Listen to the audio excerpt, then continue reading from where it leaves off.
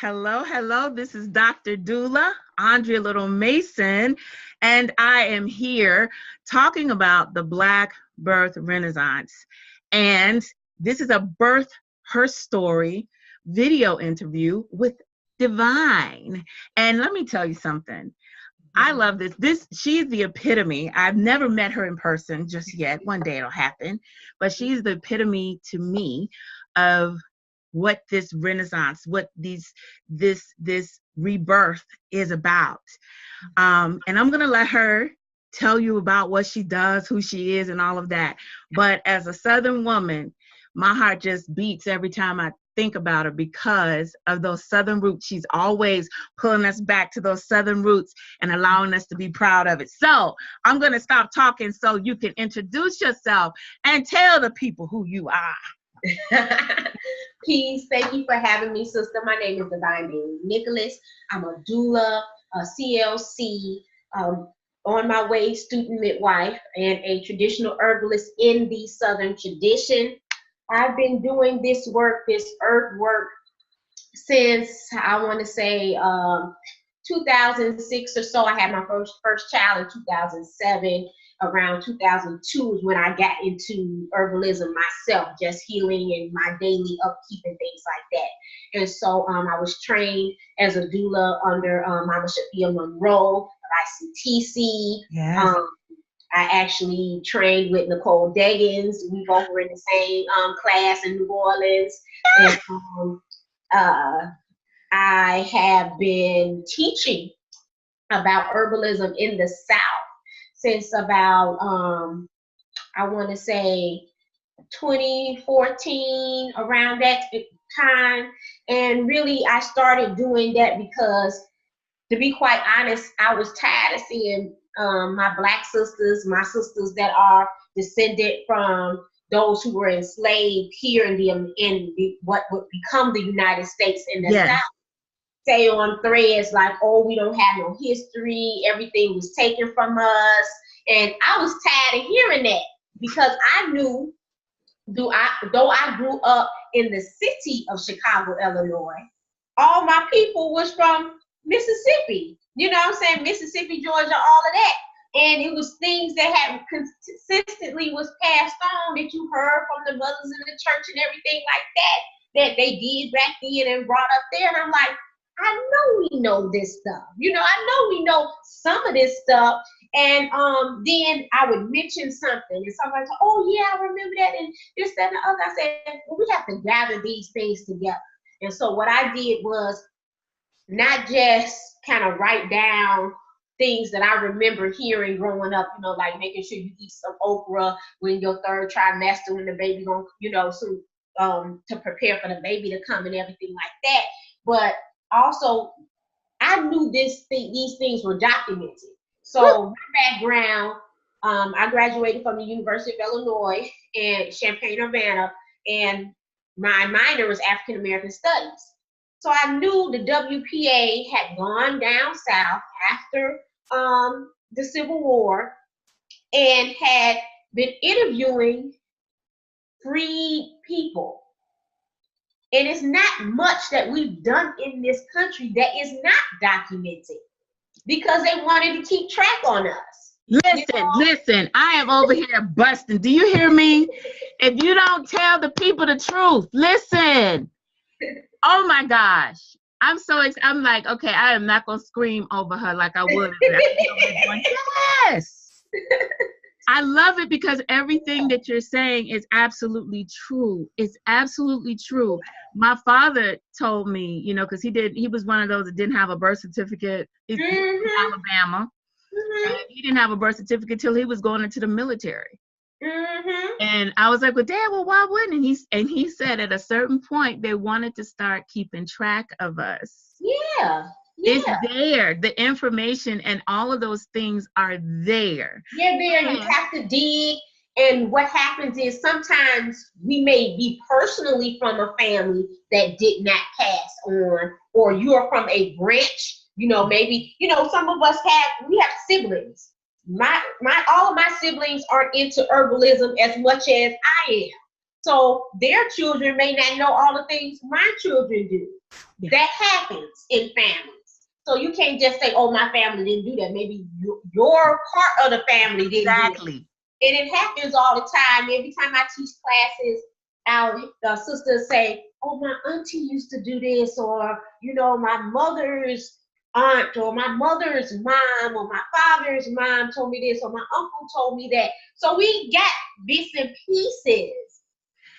But, just getting it together and recognizing it for what it is. There are so many reasons why I'm screaming already in this interview with you, and I knew I would be excited. And one of them is because when I got married, I moved up to Chicago. And when you say, and you talk about that there were things that were mentioned, I remember the women at my church were like, oh, 6 weeks. You don't come out, you don't do nothing for 6 weeks. Yeah. They were still holding to that. You don't do this. You need to do that. You need to do the other. They were still holding on to that. Though I tell people all these things were not lost. It's just that we stopped. Part of it was we stopped valuing it. Yes. Part of it was we surrendered it over and we questioned what we know we know. Yes. Part of it is we've disregarded it, but it is here. Yeah, in plain sight. In plain sight, and we let people discredit us. Yeah, all the while it's people studying us and making money off of it. Exactly. So, for instance, I always tell people, I grew up ear hustling. I was the oldest, listen to my mama on the phone and this, that, and other, listening to them talk and gossip after church or whatever. Ooh, she got this baby out here and she wide open. She knows she's supposed to be in the house with that baby. Exactly. When I finally mention these things to other Black women, they say, oh, I've heard this before. Well, that's your culture. That's a birth tradition then. But you can't pinpoint it. We take for granted that these are traditions. I'm tired of when people talk about Black culture, you only talk about music, hip hop, and jazz. That's not the only part of Black culture. And also, for me, I get a little bit indignant. I said, we're not bastards. We didn't make it here for hundreds of years without culture. We weren't included in the majority culture. We're not bastards. We have culture, and that's why I do the Africa to the Diaspora. I do this. I have this project where I'm interviewing women that were born on the continent that are still connected. Girl, every time I do an interview, all I see is the same stuff. We have a culture here. We will accept that people from Latin American countries, West Indies, we'll accept all the Caribbean islands. Everybody got a culture, but we come here and like you said, we only say music or this or dance, and you could do no. It's much more than that, and I have to hold us to task. I made a post a little while ago when I said that our healing traditions and our midwifery traditions is not because we were not accepted or was not allowed to be in a hospital. That makes no sense. And I responded. Hospitals have a birth record. They were not always here. So how were we birthing? Birthing women, that would mean to say all over the world it was just midwifery because people didn't have hospitals. That makes no sense. I saw that post and I responded to that post like, yes, honey, tell it, because sis, tell it. We have to be careful not to allow others to revision our history and to say this is what was, but we also have to be careful that as we are joining birth culture, that we take time to look at what our actual history and culture is.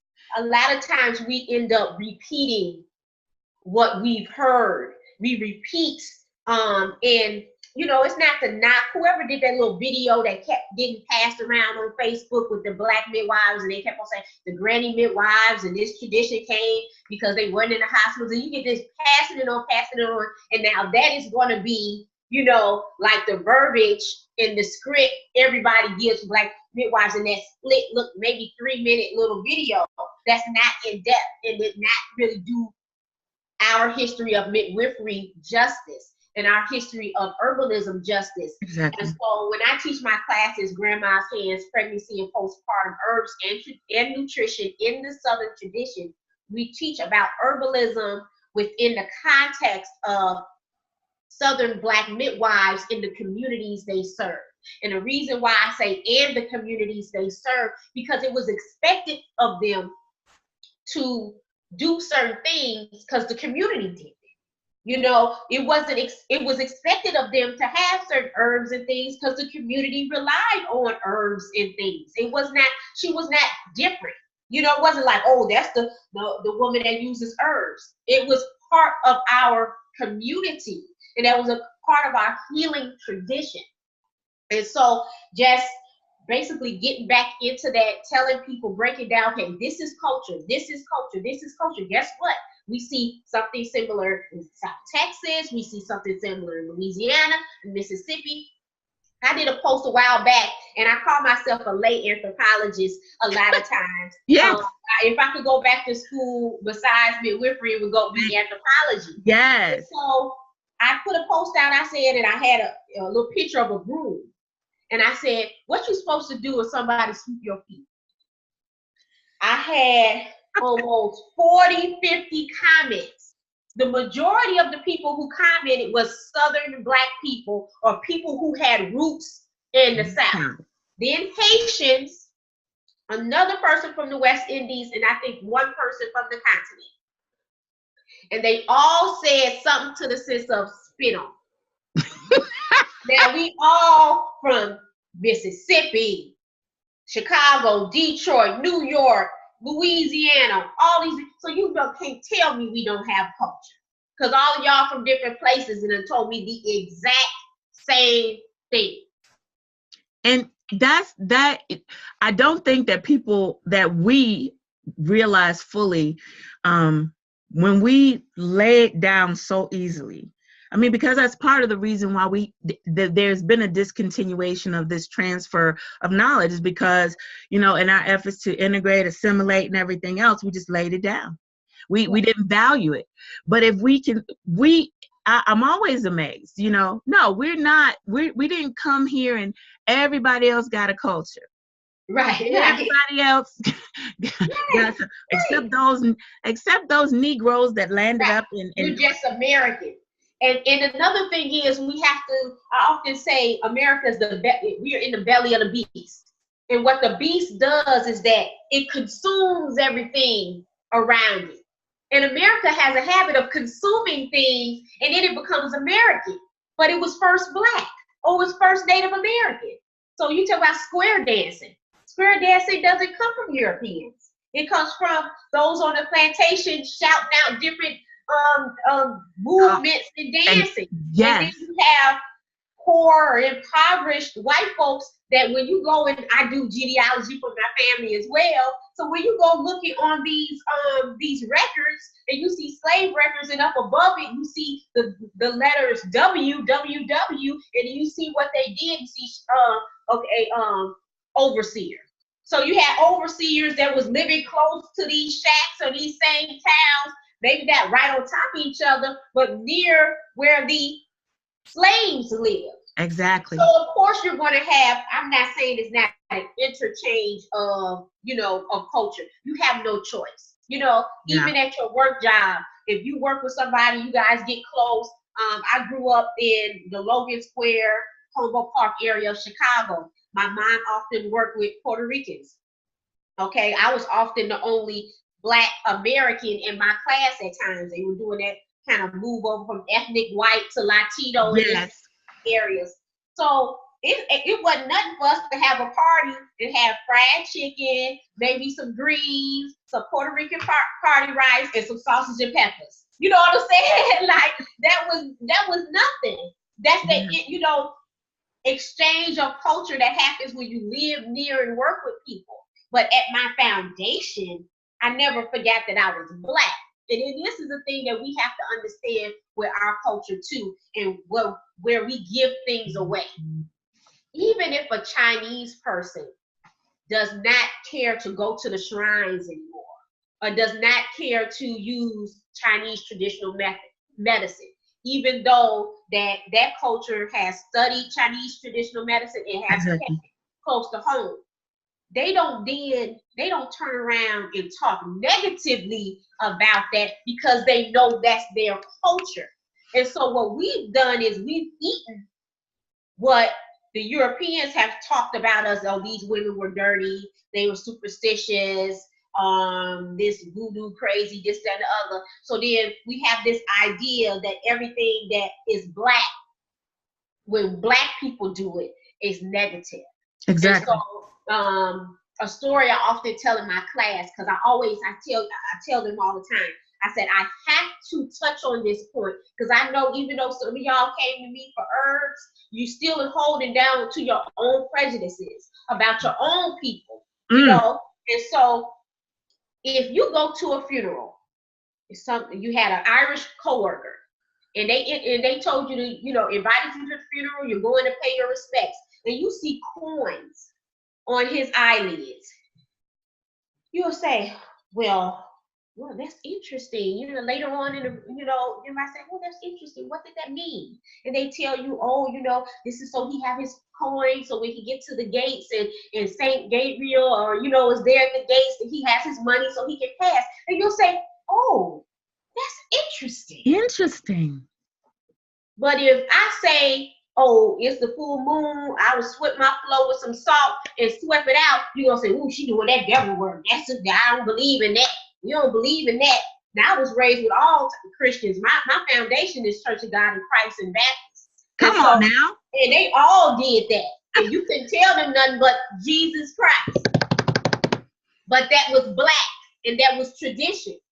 But when it comes to us, we don't say, oh, that's interesting. Girl, you better talk during this spring equinox full moon time. And because we have this, oh my God, I can't believe she did this. Oh my God, what are you doing? We've eaten and devoured certain things that have not been part of our culture. We never threw the baby out with the bathwater on our culture. In every other area where the diaspora happened with transatlantic slavery, you have an intermingling of Christianity or whatever religion, whereas Islam, what have you, and the traditional thought, the traditional culture, religion, way of life, however you want to say it. And so now, we get all biggity, we move to the big cities. You don't want to hear all that hooping and hollering in church. You know what I'm saying? You don't want to see all that falling out, all that red and white, all that holding hands and the usher coming around you with the circle and this, that, and other. I went to and to put it out there, I'm not a Christian, though I was raised Christian. I'm not a Christian any longer. But I went to an event because I'm always supportive of my people. I went to an event at a Kojic church recently, and nobody did congregational songs. Really? To Dr. Watts. Nobody used to say, I know the Lord, he heard my cry. Hey, come on, girl. He is very wrong. Yes. This is that raw blackness. Woo. You know what I'm saying? That's that Kirk Franklin stuff. I don't knock it, but that's your culture. And you don't have to be Christian no more or whatever to understand that that's black and that's us. And we're moving away from it for whatever reason. Your assimilation and throwing away of your culture does not help you. I tell people all the time. I tell people all the time that, and people don't like it, and I understand things are different in the way people view things now, but I acknowledge all the things that have been done to us, stolen, repackaged, everything.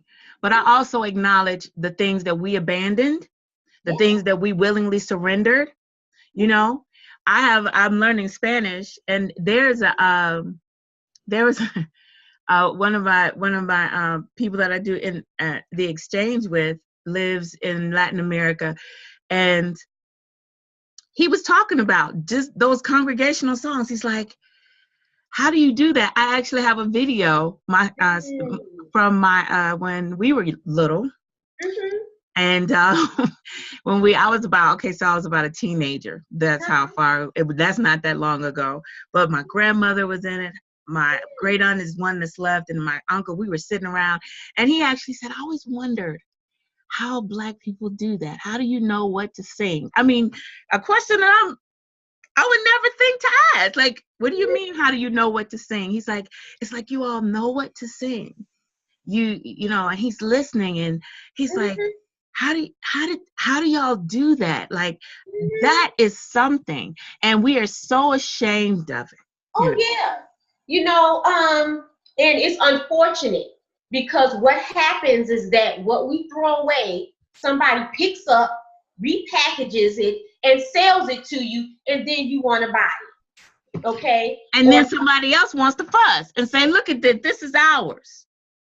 You know, and if I made a comment on a YouTube video that was talking about relations between continental Africans and Black folk here in the States. And somebody said, oh, well, you know, they disrespect us and look down on us and this and other. And I said, look, before we even touch on that, when the last time you said something negative about the South?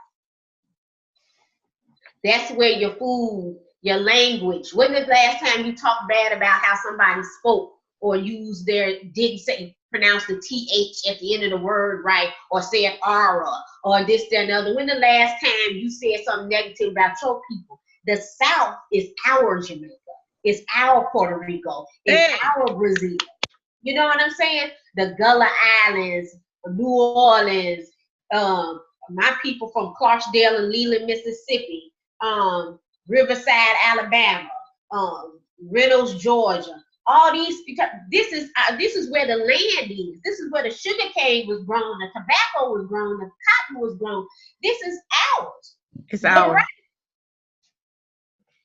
It's ours. In these other places, and you so amazed. You could come right down here and see sugar cane, see it come falling off the dang old trucks, hitting your glass. You know, it's amazing because I think, you know, I've had my own type of spiritual encounters. And one time I was in that place probably before you wake and you sleep. Mm-hmm. And sometimes I have these impressions, and sometimes I have, you know, these different things. And there was one particular time that I remember that it was like, tell them. And it was all literally, it was like there was a voice here.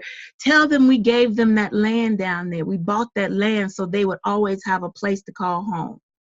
And that one stuck out to me the most. Tell them we taught them that skill, and they might not like it, but they can support their family with it if they, you know, because there are people all the time who allow the land they have still today. Okay, my family has land down there. Still today, we have land. These people that have so much less than what we have, they said, I want to leave this for my children. And land is power. Girl, listen to me. Me and my husband is from the South. He hates when I mention stuff about it. He's like, why are you telling us that? I'm going to tell it. You know, you're from Chicago, so, you know, up here, everything is about property. Mm-hmm. Totally about property. It's not even about the land. They have laws and ordinances. You can't let it grow above 6 inches grass. You can't necessarily just choose to grow some food or something on it. Everything is about buying a piece of property. Mm-hmm. And I just, one day, I don't know, it was years ago, I was like, I just don't understand. When I grew up, it was about owning land. You had to own land. You have to own land. I don't understand why everybody talks about property. And I'm not devaluing what property right. But it was something about land that if all else fails, I'll go pitch a tent. You know, or there's some of them do down here, they got their land and they gonna pull that trailer on there until they build their house on there. And you know, it is unfortunate, like I don't know if I said already, right now I live in Opelousas, Louisiana, which is southwest Louisiana. So I'm about 3 hours west of New Orleans, about 4 to 6 hours east of Houston, Texas.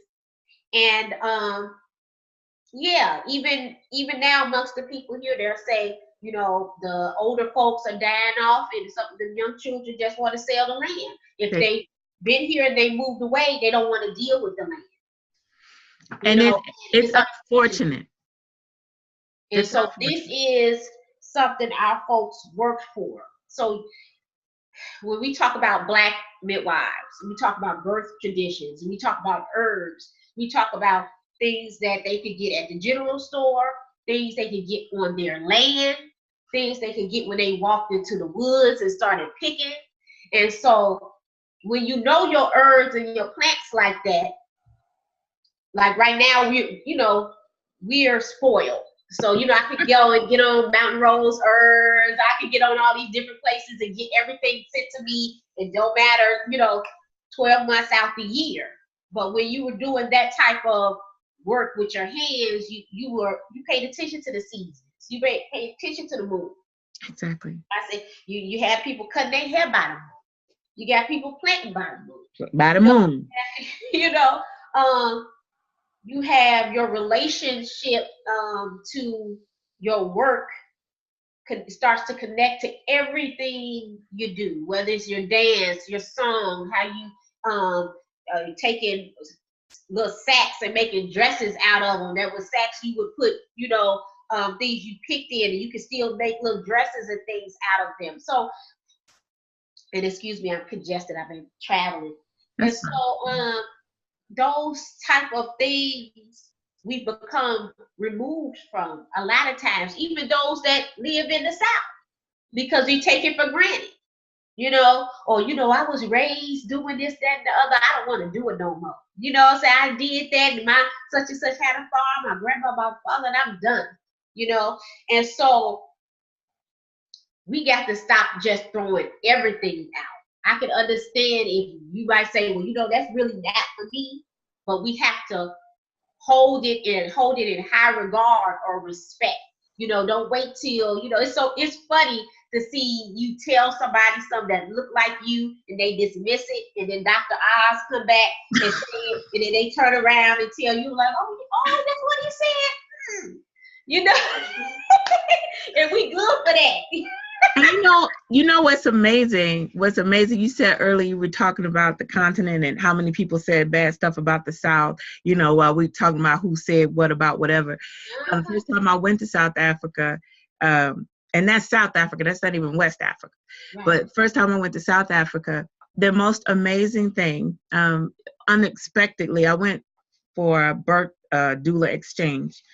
But the most unexpected thing happened, and there was a death in the family. And so that's a week-long situation. The funeral is going to be held on the weekends. That's how it's done, so people can get there the way we used to do it. Same thing. But but the thing that stuck out to me most was that time. I was like, well, what are we going to do there and whatever? And she was like, umsebenzi. That word in isiZulu is work. And I was like, well, why would that be the word for work? She said, because that's what we do for an entire week. Went down there, and it was absolutely amazing. Everything that I've been in Chicago for 25 years, but everything from my childhood and being on that red dirt road and being on my grandparents' farm, and that whole life came flooding back to me, because ultimately I was like, oh, I know how to do this. Okay. Right. It's the same. I saw, that was when no one could say anything else to me. Right. Nobody could say anything else to me, because, and I tell my dad all the time, I said, thank you for, even though we moved away and you were away in the military and stuff like that, thank you for making sure that we were connected. Mm-hmm. Because it came back, it all came flooding back. I said, oh, we are Africans. We're African. We're the same people. Look at this. And there were different things, like it would be a different type of food or a different type of vegetable, but it was the same, the community of it. the this of it. Even when I went, the spiritual people there are called Sangomas. And I went in a visit one with my husband when we went back, and she was saying, you know, believe it or not, you know, I was telling her, you know, I was explaining to her, she was telling us about what it meant to be a Sangoma and how the process of it. But when I asked her, I said, you know, in the United States, we don't really have that quite like that, that context. I said, what is the first step, you know, for a person? What would you say to someone in my situation who's away from all of those traditional things? Do you know what she said? She said, before Sangoma or healers, anything else, they are herbalists. That is the first thing. The first thing is you learn. You learn what's been set here, how it works, what it does. And that was in South Africa. And all, you know, that's the same thing. And you mentioned Shafia Monroe before. She was the first training I ever went to as well. And I remember the first time I had thought or heard about it, she said midwives were the first responders for Black communities because they didn't just help birth babies. Exactly. They took care of the people because they knew herbs. They understood how to use what God had put around to take care of, and that's how we sustained ourselves for 400 years. Well, 350, I don't know what we're doing now, but. We have a habit in the West of compartmentalizing everything. This is what you do for this. This is what you do for that. This is what you do for this. So in the first week of my grandma's hands online class, we talk about the many hats that the midwife wore. And so she didn't just do women's care, okay? If your baby got sick, or your child was sick, or the elderly got sick, she would know, you know, this is somebody who was training under just healing, period. Then you have folks that specified in things. You had men who went to, if your baby had asthma or breathing problems, because, you know, we can't leave our brothers out, because there was exactly. you know, herbalists now, you know, so, and back then. But the midwife did not just catch babies. And she wasn't somebody you looked at as a part of your culture, apart from your community. So some of the things I impart on my students is make sure that when you come into a community to do this work, you're not coming in to save. You're not coming in there to teach, so to speak. I always say I'm here as a reminder. I'm here to just remind you of who you are. Okay, that's all I am. I'm sharing with you and I'm reminding you. Okay, Mama, what you use? Did y'all wrap y'all stomach? Oh no, you know, but she needs to get that girdle. Okay, I'm gonna make sure she get that girdle. It's the same thing. By the time I had my baby, my mother, who was only alive through my first pregnancy. But she was like, I told her, I said, well, I'm going to wrap my stomach. And she said, well, make sure you get you a panty girdle. You know what I'm saying? The same concept. But by the time we get to moving and doing things like that, now the concept is using a girdle. But the same thing was that your stomach needed to be wrapped some type of way. So if you come from a tradition of women telling you to use a panty girdle, a girdle, I even heard like the little wrap material that people like wrap their ankles with and stuff. I heard people say they wrap their stomach with that. You are doing a Black Southern postpartum tradition of wrapping your stomach. Boom. Can't nobody say you don't have a tradition of wrapping. And no, we don't got no fancy word for it, but to wrap your stomach. Stop looking for all this exotic stuff. I talk just like we talk, and so it's wrap your stomach. Wrap. Yes. Stop looking for some Spanish and some this and some this. That's not what you from. And that's the beauty of this. You know, I love the fact that people are now knowing what doulas are and all of that and what this is and what that is. You know, but we don't have to be that in order to follow our traditions. I'm the first generation on my mother's side born in a hospital. I think my big mama had 8 or 9, my dad's side had 8 or 9 children. And the last one she had in a hospital. But on my mom's side, my sisters and I are the first generation born in a hospital. And my grandmother and them, even though they were on a country road, somehow they used the girdle. My dad has memories, and I would ask him, Daddy, what do you remember? Because my mother has also transitioned now. And I would say, Daddy, what do you remember? And he would talk about the women wrapping mama's belly around so tight with an old sheet. That's what you remember. Just old sheets. Old sheets. Now, and we, I think, and I think that's, part of, I love what you said, without the fancy words. We didn't have a fancy name for it. Right. We just said, wrap your belly, Right. And we sometimes feel like, I don't feel like this personally, but I think that sometimes, because now there are people like grabbing at things or whatever, we want to have something other than grandma's hands. That, can we call it, can we say it in Europe? Can we say it? And how do you say that? and what I want Black folk to understand is what happened with the transatlantic slavery and on places like where there's the islands or what would become the United States is that you done had a mixture of people from the Congo, the Senegal area, Igbo, Yoruba, all these people had to come together to communicate together, find the commonalities amongst each other, and create a culture while being enslaved. So yes, you are different from our brothers and sisters on the continent because we had to do something that they just now doing, which is mixing and intermingling amongst different nation states, but outside of the context of Africa here on stolen land. Exactly. So it's not going to be exactly like all the time. Okay, it's going to be very similar. It is going to have some nuances because it was here amongst the Native Americans and amongst Europeans and who were enslaved by. Of course, that doesn't make it any less Black. Okay? Ooh, I just love that. Any less Black. I love that. If we know and it's documented that we brought cotton here, peanuts, different seeds and things in our hair. In our different talismans in which we tied things up and brought things here, then we should know and understand that, like I said, we brought, and I'm glad people are saying this more now, that these were not just slaves. These were not people they just picked up off the street. Thank you.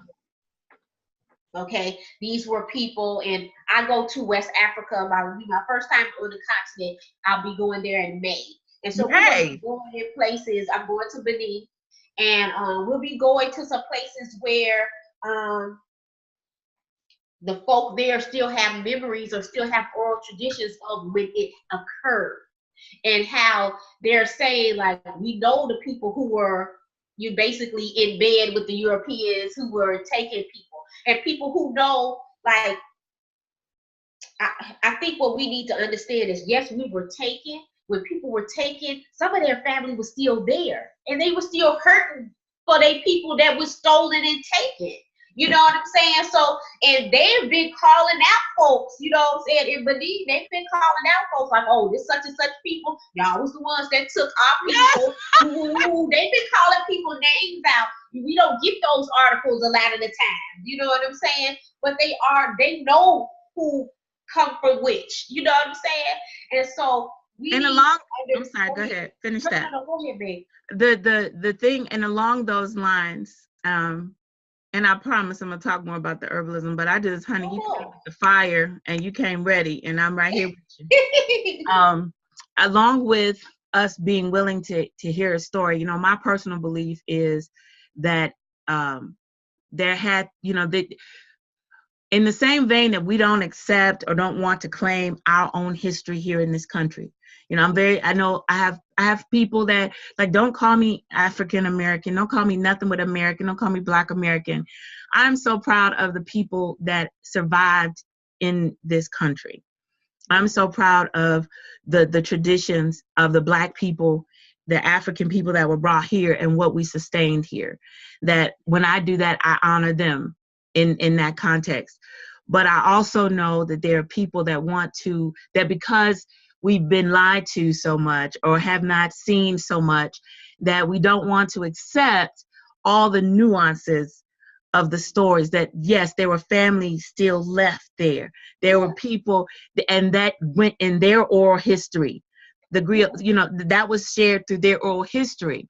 And not that this is related, but I'm gonna make this point. I often say this, when we don't tell the entire truth, when we act as if we were just stolen, and I'm all for stolen African thing, because it is what it is. Oh, yeah. But when we don't also tell the rest of the story, we make oppressive forces seem mightier than what they are. They had to have help. Yeah. There was a woman that I used to talk to a lot, and she would say, "Oh, Africa." She's a white woman, and she would say, "Oh, Africa's so big and dangerous. I've been there, and you just got to be careful because you catch disease and die." That was her catchphrase. You catch disease and die. And that's what she believed. And we don't, even things like sickle cell, that trait and how it was there to help with malaria. Yes. Over here it doesn't serve us much, but in that context, it was actually serving a purpose. Right. And in different times before we started mixing in things, it did a certain thing. It helped with a certain thing. And it's important that when we tell our stories, that we tell as full as we know the complete stories. Yeah. Because when you've been deprived so long, you can, and you haven't known stuff for so long, and people have been, neglecting you for so long, you can just want to come out guns blazing, fist raised, ready to fight. But our healing is in seeing the whole picture. Oh, yeah. And understanding the whole picture, and understanding, like what you're talking about, that there are people over there that say, yes, we know who did it. We still know, and not leaving that out. Don't leave that part out, because our healing will come in that. We do ourselves a disservice. Yes. So just like right now, as they say, God forbid, or you would never want to say if somebody's child got kidnapped right now, you wouldn't say that the family just went on with their life and just had no trauma because they had somebody that left them. Because we know that happened here once we were brought here and families were taken. So I have a very, and what you're saying is not off subject. At least it's not off subject for grandma's hands. Because we touch on things like this in this in my 6-week online class and my in-person workshop. Awesome. And I talk about the way we need to interact within our community. And one of the examples is how we talk to our families about not picking up the babies, because a lot of folks say, let that baby cry, you're gonna spoil the baby, things like that. So that's something, a common thread, not just in, they say generally in America, but it has been part of Black American tradition. And I told my students, tell the people, tell them, I said, let's step back here. Let's take a moment and think that you own whatever plantation. Think about it. That's Alabama, or the purchase that becomes Louisiana, whatever. And you know that somebody, Papa Joe, just got sold 2 weeks ago. The master's low on funds. If you hear the rumor he low on funds, that means he gonna be selling some slaves. Okay, you know that depending on which plantation you own, you either can sit in for a while, or if there ain't nothing wrong with you, you got to go right back to work. If you got to go right back to work, and anything that keeps you from doing your work and picking as much cotton or tobacco or whatever can get you whipped, can get body parts cut off, and get all this stuff done, you start as a survival mechanism. As a survival mechanism, I got to get this baby used to sitting with somebody else because I got to go do my job. I got to, some of us still do it today. When we get in this store, don't touch nothing, don't ask for doing nothing. Keep your hands in your pockets. Because what would happen if you went to them stores in the colored only section and you went to them stores and that child knocked something over you can't pay for? Or we know about the story of the young man that walked outside the store and they claimed he whistled at a woman. Exactly. And he came back home to Chicago. So we have these things going on. Our people are not evil people. Our mothers love our children. Okay? We have to tell, I know we all have trauma and some mamas ain't no good. We need to make that point. But we also need to know that a lot of the things we do have because we had to survive. I say that so often. I and especially about when I'm talking to the families or women, and that comes up with about spoiling the baby and this and that and the other. I talk about that so much. There's a difference. When you look and you say, okay, if I had a choice, would I put my baby down? Yeah. Am I doing this because it's like you said, survival? Right. Or is that, nobody doing nothing but sitting and watching TV, go pick up that baby. And everybody didn't have that. You might have had somebody on a plantation who was the big mama who took care of you. She was too old to go out and pick and tend to the children, so your children were safe. But yes. The thing is, it didn't come from a negative place to try to spoil the child. We have pictures, sharecropping pictures of children 3 or 4 years old picking cotton with sacks on their back. So yes. You have to understand the mindset of, I got to get this black child ready because I might be sold next week. Mama ain't always going to be there. It is sad to say. So I always get emotional. But we have to tell our people that it's okay. Exactly. So we can love each other down. We can hold each other down. We're still going through some things. We can't deny that.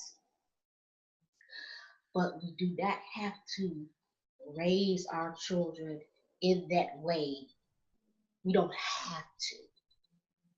When we have to do things, we do it. But if we don't have to anymore, we shouldn't do it anymore. But we have to be, some of us have to be culturally competent within our own culture. So when you go and start telling our community, they'll say, yeah, that's old. You don't be telling your daughter, don't pick up her baby. We don't have to be negative. We don't have to be rude when we're saying it because it comes from something. And so once we recognize that, the way we communicate is softer, has more understanding, and people aren't feeling like you're being condescending to them. So and I think that's so important. Everything that you're saying is so important because, when I talk to women, I say, she had to leave her baby. She had to do whatever. I was reading Frederick Douglass, I think, an excerpt from one of his books, and I forget which one it is now. But he was talking about how the nursing mothers might get at 10 o'clock, they were able to go and nurse the babies, or they had to leave them at the end of the row while they were picking cotton and whatever else they were doing. They could leave them at the end of the row, and when they made it to the end, then they could nurse the baby out in the field. So their babies are sitting at the end of the row. Right. So yeah, the baby had to sit there. Baby had to sit there, and there are things that we've had to endure. But it is almost like a jarring and a waking up, wake up, wake up, wake up, And I love when you say reminding people who they are.